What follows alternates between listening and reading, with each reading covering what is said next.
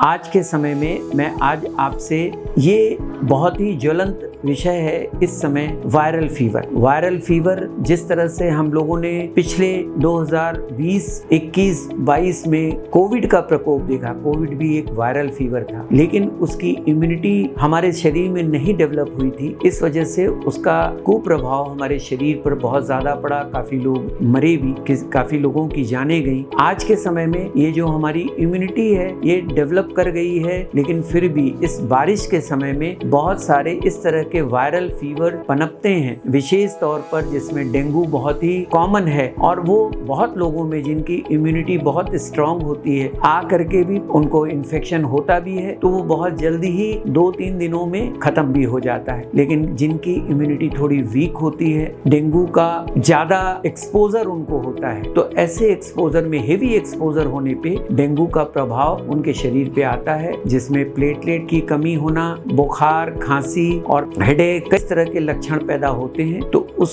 समय में आपको निश्चित तौर पर डॉक्टर की सलाह लेनी चाहिए। और अपने आप ऐसा देखा जाता है कि बहुत सारे लोग अपना टेस्ट करा के और डॉक्टर से मिलते हैं। कृपा करके टेस्ट ना कराएं, पहले डॉक्टर से सलाह लें और उनके अनुसार ही टेस्ट कराएं तो ज्यादा अच्छा होता है। अब रह गई बात इसके बचाव और रोकथाम की। बचाव, बारिश का पानी में ही मच्छर पनपते हैं, रुके हुए पानी में, चाहे टायर हो, कटा फटा टायर पड़ा रहता है या नाले के पास में अगर आपका घर है, तो इस तरह में मिट्टी का तेल उसके ऊपर रुके हुए पानी पर छिड़क करके आप मच्छरों का डेवलपमेंट, मतलब मच्छरों का वहां पर बहुत ज्यादा जमाव की वजह से मच्छर ना पनपे, तो उसको रोकथाम कर सकते हैं। प्रोटेक्टेड कपड़े पहने, घर से निकलते समय पूरे बांह के कपड़े पहने, बॉडी पार्ट्स एक्सपोज बहुत कम से कम हो, जिससे कि मच्छर का बाइट कम हो। मच्छर, डेंगू के मच्छर जो होते हैं ये विशेष तौर पर जमीन से ज्यादा 2 फुट की ऊंचाई तक ये जा सकते हैं। 1.5-2 फुट तक ऊंचे रहते, तो अगर आप प्रॉपर कपड़े पहने रहेंगे, प्रॉपर अपने आप को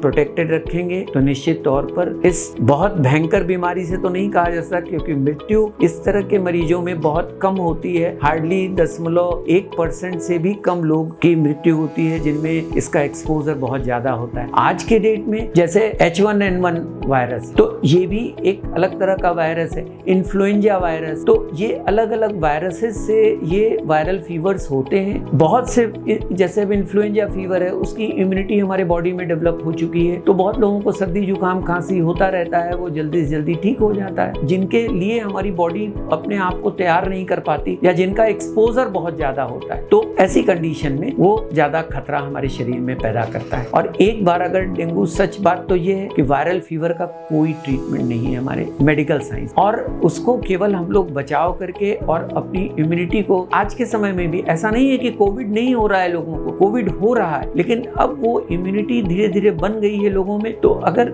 जैसे किसी को कैंसर हो गया, किसी को डायबिटीज है, किसी को हार्ट की प्रॉब्लम है, बुजुर्ग हैं, वृद्धावस्था है, बच्चे हैं छोटे, तो इन लोगों में जिनमें इम्यूनिटी कम होती है तो इस तरह के वायरल का प्रकोप थोड़ा ज्यादा हो जाता है। यंग लोगों में थोड़ा कम होता है। इसी तरह की चीजें हैं। बचाव ही एकमात्र उपाय है जिससे हम लोग काफी हद तक अपने और अपने परिवार को सुरक्षित रख सकते हैं। मस्त रहिए, स्वस्थ रहिए, खुश रहिए।